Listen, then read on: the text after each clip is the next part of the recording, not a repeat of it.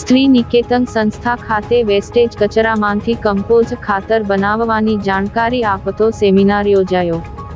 Compose ખાતર ઘરે કઈ રીતે બનાવવું તેની જાણકારી આપતો કાર્યક્રમ ભરૂચ સ્ત્રી નિકેતન સંસ્થા ખાતે યોજાયો હતો।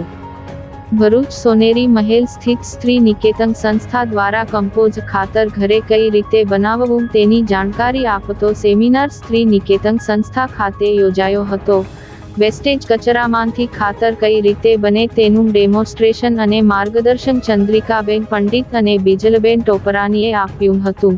સમગ્ર કાર્યક્રમનું સંચાલન જાગૃતિબેન દવેએ કર્યું હતું। આ પ્રસંગે સ્ત્રી નિકેતન સંસ્થાના ટ્રસ્ટ પ્રમુખ જયાબેન દલવાડી, પ્રમુખ નીતાબેન મિસ્ત્રી,